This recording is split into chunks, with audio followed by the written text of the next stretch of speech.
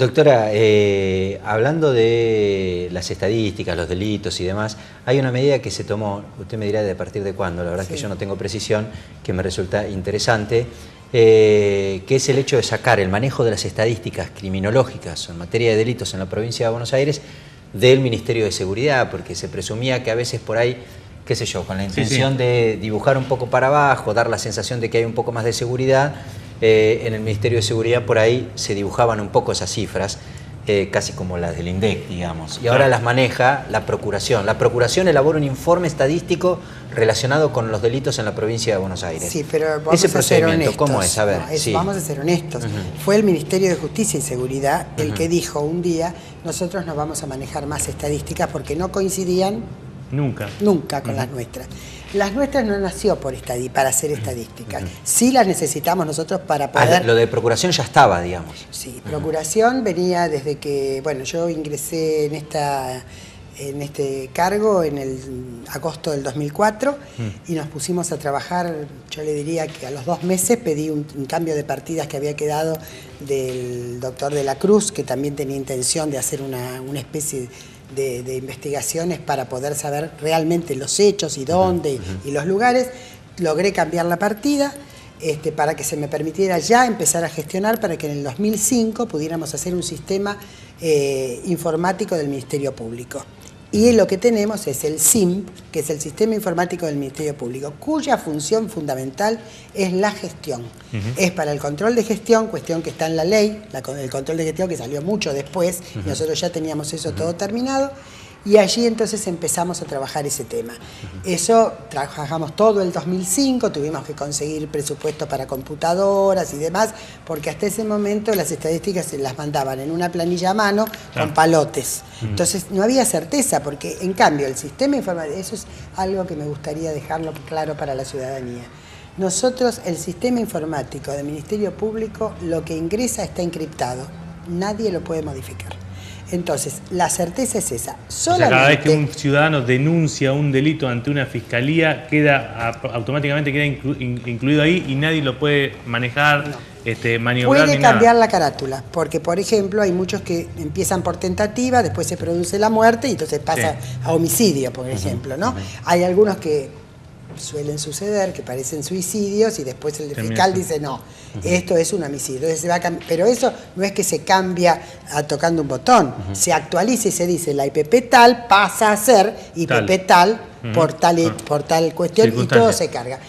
Hay un mínimo posible de error o de descuidos de acuerdo a la carga, porque eso lo carga cada uno en su computadora. Está el operador, tienen clave para ingresar, etcétera. Entonces, a veces, por ejemplo, nosotros descubrimos la semana pasada, estamos haciendo un trabajo de campo muy interesante, que si quieren se lo cuento, donde nos descubrimos que hay una causa que tiene 3. Decimos, ¿cómo? Si el muerto es uno solo. 3 expedientes. 3 expedientes, porque en vez de poner, por ejemplo, expediente tal, alcance 1, porque están involucrados policías, que en este momento se va a abrir el juicio oral, ya estamos llegando, la matanza.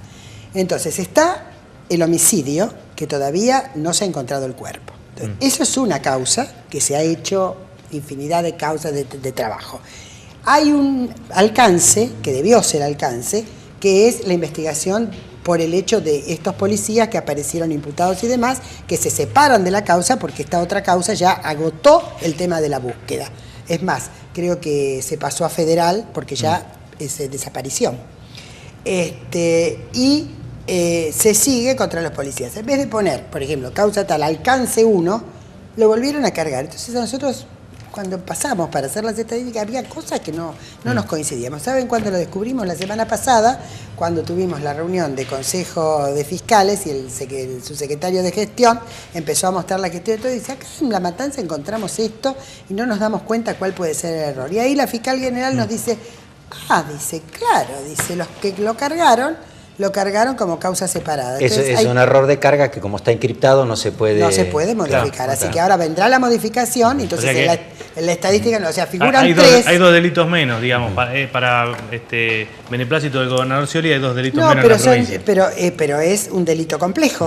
O sea, va a haber un homicidio, la búsqueda de persona y lo que están involucrados los policías. A propósito, Un tercer doctora, delito. a propósito, Sí. usted seguramente debe tener la posibilidad de observar algunos otros cuadros estadísticos y demás. ¿Cómo ubica a la provincia de Buenos Aires en función de estas estadísticas, de esta incidencia que tienen los delitos en función de la cantidad de habitantes que tiene la provincia, el país? ¿Cuál es usted cómo lo percibe? ¿En qué sentido? Y si es muy alta la tasa de criminalidad o es una incidencia estándar, si estamos dentro de Latinoamérica. Bueno, justamente el doctor Zaffaroni hizo una presentación el lunes donde él calculó el año 2012, nosotros estamos trabajando el 2013. El 2012, basados en trabajos que se realizan con nuestros expedientes, ellos van personalmente con todo un equipo autorizado y se abocan a las causas. Entonces él decía que en realidad el delito en el 2012 había tenido una merma mínima. Él hace homicidios dolosos, nada más. Nosotros en cambio estamos haciendo un trabajo de campo con homicidios dolosos y robo con armas, porque a veces del robo con arma aparece un homicidio que no es el homicidio doloso común, o sea, hay muchas categorías, que eso es lo que les quiero contar del trabajo que estamos haciendo ahora, para poder terminar este año con más certeza las estadísticas. Zaffaroni decía que había un mínimo bajado en el 2012 los homicidios dolosos y nos comparaba con los distintos lugares. Entonces decía que estábamos más altos que Uruguay y Chile, estábamos más bajos que Brasil y que en Latinoamérica en realidad no estábamos como podríamos haber pensado, tan altos como se imaginaban. Bueno, depende, y él decía que lo que nosotros teníamos que llegar a ser Canadá. Es cierto que nunca va a haber delito cero porque no existe en el mundo, pero Canadá tiene el 2, y pico en homicidio, siempre hablaba, y en Europa, en la Unión Europea, el promedio es de 4 a 4,5. Entonces que nosotros tendríamos que llegar a tener un promedio como ellos para decir que entonces estamos en una categoría muy bien vista dentro del tema de homicidios dolosos. Eso es lo que él explicaba y del estudio que él hizo, que no es el mismo que hacemos nosotros. Nosotros por ahí podemos coincidir en el número de causas, en la cantidad de homicidios, pero por allí tenemos mucho más finito, desmembrado. Este estudio que les estoy diciendo es porque nos llamó la atención en el año 2013, en el primer semestre, que había unos números que nos parecían raros. Entonces empezamos a pensar que nosotros, como el fin fundamental es gestión, a ver dónde está fallando la gestión, porque no teníamos tantas resoluciones como comparativamente entendíamos que había cantidad de delitos. Entonces hicimos una comisión desde la Procuración con todos aquellos que tienen relación con el nivel penal, con el equipo de gestión, un trabajo terriblemente excelente. Debo felicitar a los protagonistas y debo felicitar a los fiscales generales, a los secretarios de fiscalía que le favorecieron un lugar para que fueran los grupos de A3 a buscar todas las causas. Entonces se relevaron todas las causas. En cada departamento se pidió todo lo que era homicidio doloso y se pidió los otros, que nosotros creemos que ahí hay mucho error, los de robo a mano armada. Hay unos consumados y otros en tentativa. Los en tentativa y los robos con armas. Para hacer un chequeo, bueno, ahí encontramos diferencias de carga, que decían una cosa y después cuando uno analiza... Claro, era por ejemplo abuso de arma de fuego y estaba como tentativa de homicidio, bueno, esas cosas que van a aparecer. Pero hicimos con unas planillas para que el que fuera tuviera bien claro lo que se quería, no que anotara o escribiera, sino todo con planillas que se armaron desde control de gestión y política criminal, donde se divide todos los tipos de homicidios, ajuste de cuentas, por ejemplo, salideras, entraderas. O sea que en las estadísticas que se van a dar a conocer ahora a finales de año, que tiene que ver con... Primero se va a dar un número a lo mejor más exacto de lo que normalmente se da, porque van a aparecer cuestiones en lesiones que no son, porque claro, hay cuestiones que la policía cuando pone el parte y se lo manda y el fiscal copia textual porque tampoco puede adulterar, y después no la cambia y llega a que es un abuso de armas y sigue figurando como tentativa. Entonces, donde hay abuso de armas, resulta que hay menos delitos. Y los cargan en hay que hacer ese Entonces hay que hacer todo el entrecruzamiento de análisis, que estamos en pleno análisis. Ya se terminó el relevamiento, pero no tenemos los análisis exactos. Doctora, la última, no tenemos mucho tiempo, pero quiero aprovechar la gentileza suya de haber venido hasta aquí. Dos, una que por ahí no es muy larga la respuesta. ¿Es muy grande la incidencia de los menores de edad en los delitos en la provincia de Buenos Aires? Para que se genere este gran debate acerca de que la gran solución parece ser endurecer las penas para con los menores o bajar la edad de imputabilidad. Usted conoce mi posición y ahora la puedo ratificar con las estadísticas. El delito en la provincia de Buenos Aires, del 100%, vamos a hablar de homicidio, que es lo más grave, es el 1,01, una cuestión así. Y después tenemos en robo con armas, sí, aumenta, es como el 4%, pero de cualquier manera, y más le vamos a decir, en este relevamiento, como hicimos el fuero penal juvenil también, nos hemos dado cuenta que normalmente en los homicidios nunca es el menor solo. Siempre está con un mayor, con lo cual nosotros sacamos la cuenta. Hay bandas que utilizan a los menores, digamos. No solo que utilizan a los menores, sino son los mismos que le dan el arma o le dice tirá. Claro.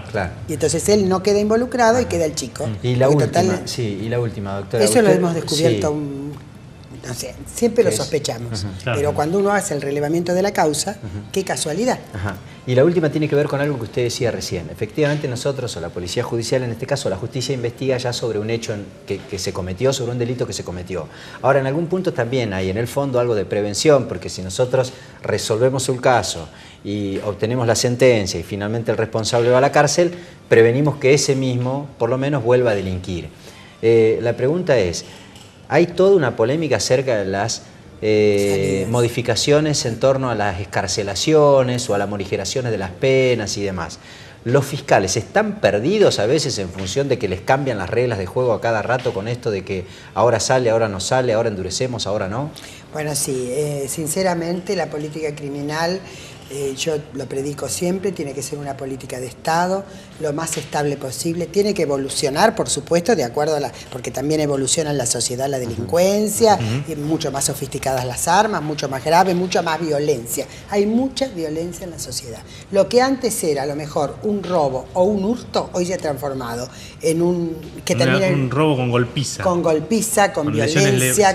Ha aparecido lo de la violencia familiar o de la violencia de género que ustedes no pueden imaginarse ahora también, viendo eso, esas divisiones que estamos haciendo. No podemos creer que haya tanto, porque no hay un registro serio. ¿Por qué? Porque entran por amenazas o entran por lesiones o entran por homicidio, pero no de qué pasa. Bueno, entonces, hay algo que es muy notorio. Nuestra política criminal, a través de muchos años, porque no es nuevo, va variando. Entonces va de la mano dura a la mano absolutamente blanda. Y hay que encontrar el verdadero equilibrio. A mí muchas veces me acusaron de garantista.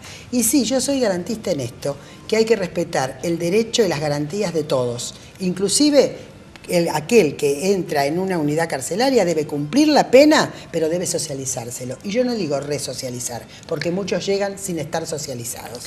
Entonces, la educación, la vivienda digna, el medio ambiente sano, todas esas cosas van a colaborar para que ese ser humano no sea reincidente. Ahora, si ese trabajo no lo hacemos, podemos estar 1000 de años, porque es cierto, no solo con poner más policías en la calle vamos a lograr una mejor prevención. Porque, digamos, algunos dirigentes políticos critican esto de la puerta giratoria. Entonces están ahí que no, la justicia los larga a cada rato. Ahora, la pregunta que uno se hace es, ¿la justicia lo suelta o las leyes obligan a determinados jueces en determinadas circunstancias en causa a soltar a algún delincuente que después termina cometiendo algún otro delito? Yo voy a decirle lo siguiente.